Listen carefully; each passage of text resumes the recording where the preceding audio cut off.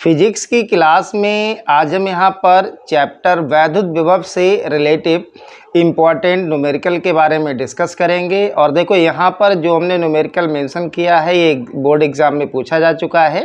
तो देखो यहाँ पर न्यूमेरिकल क्या है कि एक प्रोटॉन तथा एक अल्फा कण समान विभवांतर से त्वरित किया जाता है।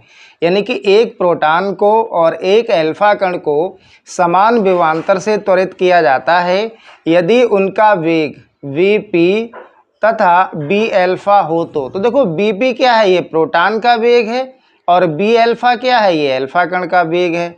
तो bp और b अल्फा में आपको रिलेशन बताना है, संबंध बताना है। ठीक है, तो देखो इस क्वेश्चन को हम लोग सॉल्व करेंगे। बहुत ही ज़्यादा अच्छा न्यूमेरिकल है ये। देखो यहाँ पर आप लिखना प्रोटॉन का द्रव्यमान। तो सबसे पहले आप प्रोटॉन का द्रव्यमान लिखेंगे। तो आप लिखना यहाँ पर प्रोटॉन का द्रव्यमान। अब देखो प्रोटॉन का द्रव्यमान क्या होता है ये हमें मालूम होना चाहिए। तो इसको आप mp से शो करेंगे। mp का मतलब प्रोटॉन का द्रव्यमान, और ये प्रोटॉन का जो द्रव्यमान है ये होता है 1m।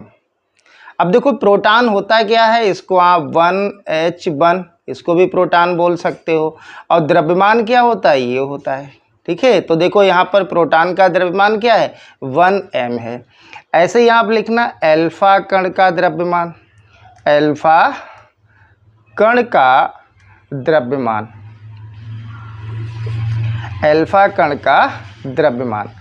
तो इसको आप डिनोट करना m अल्फा से, और ये होता है 4m। ठीक, और अल्फा कण क्या है हमें मालूम होता है, ये हीलियम नाभिक होता है और ये होता है 2He4। ठीक है, तो यहाँ पर इसका द्रव्यमान क्या होगा, ये द्रव्यमान संख्या होती है। ठीक, तो अल्फा कण का द्रव्यमान क्या हो गया, m alpha equals to 4m। समझ में आ रहा होगा आपको। उसके बाद लिखना प्रोटॉन पर आवेश, प्रोटॉन पर आवेश, प्रोटॉन पर आवेश। अब देखो बेटा प्रोटॉन पर आवेश को आप चाहें तो क्यू अल्फा से डिनोट कर सकते हो। ठीक है, या आप ऐसे ही लिख सकते हो। ठीक है, तो या इसको आप अच्छा प्रोटॉन की बात कर रहा है तो प्रोटॉन पर आवेश को आप, आवेश क्या होता है, क्यू होता है, और प्रोटॉन की बात कर रहा है तो क्यूपी से डिनोट कर दोगे। तो देखो प्रोटॉन पर आवेश कितना होगा, ये होगा आपका प्लस ई होगा। कितना होगा, प्लस ई होगा, क्योंकि फार्मूला क्या होता है, देखो फार्मूला होता है ZE। जब भी हम नाभिक की बात करें तो फार्मूला होता है ZE। और देखो प्रोटॉन पर यहाँ पर Z कितना है, 1 होता है। ये क्या होता है, ये Z होता है जिसको आप परमाणु क्रमांक बोलते हो। ये अल्फा कण का Z होगा। सही है, तो प्रोटॉन पर आवेश QP कितना होगा, प्लस E होगा। ऐसे ही आप लिखना अल्फा कण पर आवेश, अल्फा कण पर आवेश, और अल्फा कण पर आवेश को आप Q अल्फा से डिनोट कर सकते हो। ठीक है, तो ये क्या होगा, देखो प्लस ZE, और Z कितना है, अल्फा कण में 2 है, तो ये क्या होगा, प्लस 2E हो जाएगा। क्लियर। अब हम गतिज ऊर्जा की बात करेंगे, और गतिज ऊर्जा यहाँ पर हम एक बार प्रोटॉन की निकालेंगे, एक बार अल्फा कण की। तो देखो यहाँ पर क्वेश्चन में कह भी रहा है कि समान विभवांतर से त्वरित किया जाता है। तो अगर कोई b वोल्ट विभवांतर से त्वरित किया जा रहा है तो जो गतिज ऊर्जा का सूत्र होता है उसको हम पहले यहाँ प्रोटॉन के लिए लिखेंगे। तो आप लिखना प्रोटॉन की गतिज ऊर्जा, प्रोटॉन की गतिज ऊर्जा, प्रोटॉन की गतिज ऊर्जा। अब देखो प्रोटॉन की गतिज ऊर्जा की बात करेंगे तो ये होगा 1eV इक्वल टू क्या होता है, हाफ mv² होता है। तो यहाँ हाफ m के स्थान पर क्या आएगा, mp आएगा, v के स्थान पर क्या आएगा, vp और स्क्वायर, क्योंकि गतिज ऊर्जा का सूत्र क्या होता है, 1/2 mv² होता है। प्रोटॉन की बात हो रहा है तो 1eV, eV क्यों लिया, क्योंकि ये b वोल्ट विभवांतर से त्वरित किया जा रहा है, तो 1/2 mv² ही है। तो mp का मतलब प्रोटॉन का द्रव्यमान, bp का मतलब प्रोटॉन का वेग। ऐसे ही आप अल्फा कण की गतिज ऊर्जा निकालेंगे, इसको आप इक्वेशन 1 मान सकते हो। आप लिखना अल्फा कण की